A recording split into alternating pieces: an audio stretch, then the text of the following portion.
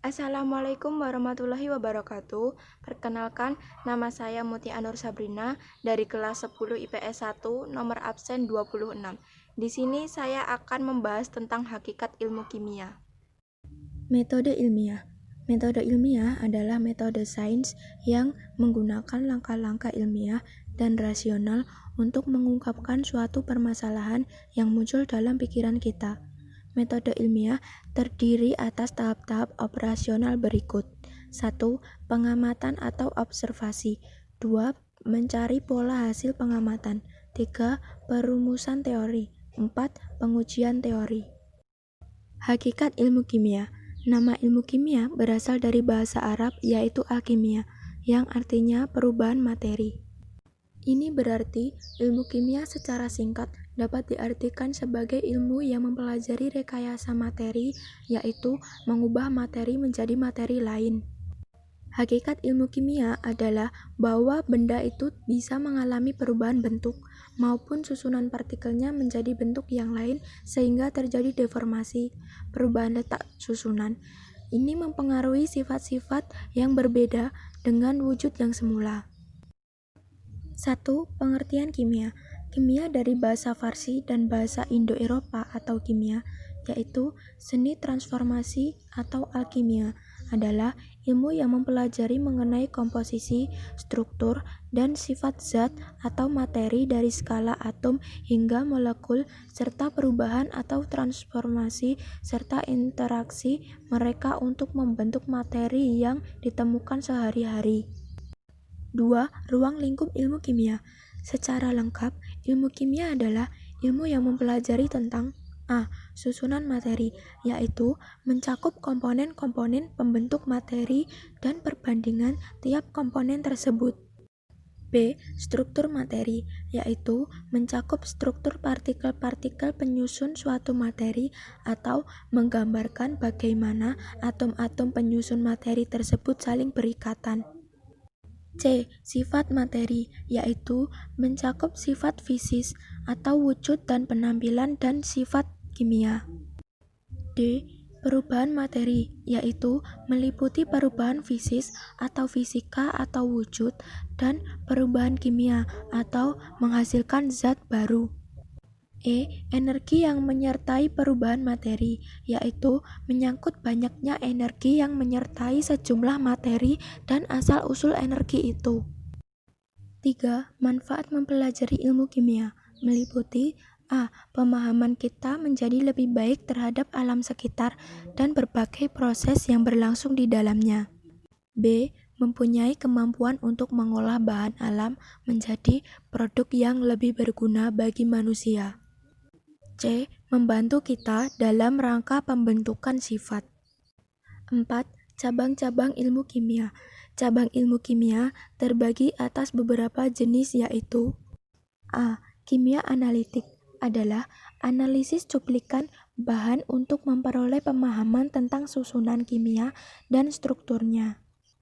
B. Biokimia mempelajari senyawa kimia, reaksi kimia, dan interaksi kimia yang terjadi dalam organisme hidup. C. Kimia anorganik mengkaji sifat-sifat dan reaksi senyawa anorganik.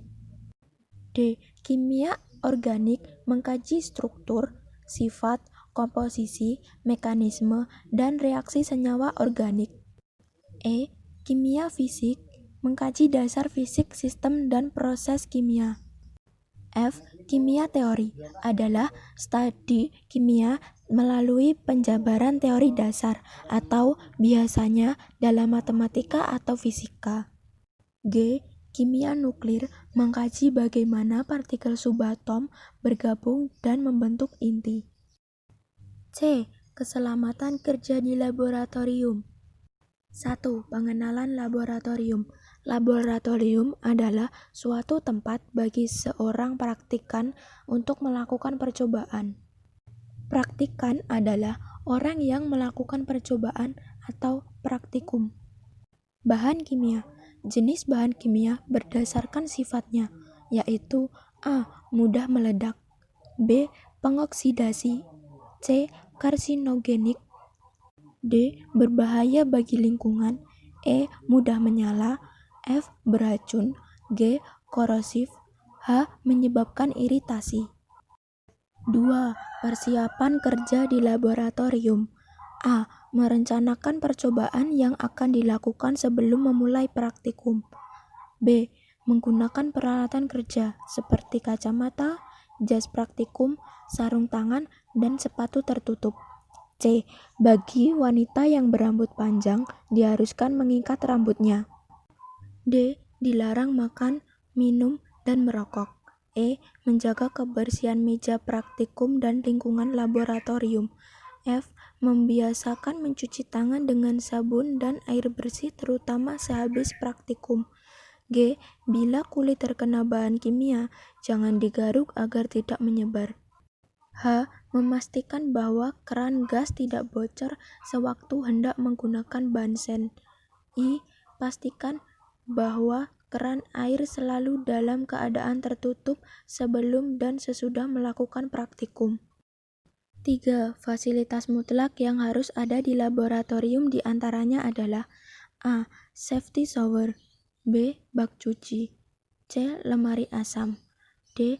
Washer, E. Perlengkapan kerja, F. Exhaust fan, G. Pemadam kebakaran, H. Alarm, I. Petunjuk arah keluar ruangan laboratorium, J. P3K. 4. Peraturan untuk menjamin keamanan dan keselamatan kerja di laboratorium, yaitu A. Kesehatan, keselamatan, dan kesejahteraan orang yang bekerja di laboratorium. B. Mencegah orang lain terkena resiko terganggu kesehatannya akibat kegiatan di laboratorium. C. Mengontrol penyimpanan dan penggunaan bahan yang mudah terbakar dan beracun.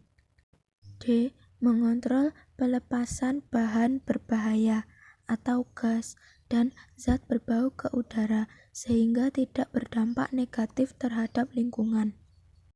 Berikut ini ada beberapa simbol bahaya yang harus dikenali. Sekian dari saya. Wassalamualaikum warahmatullahi wabarakatuh.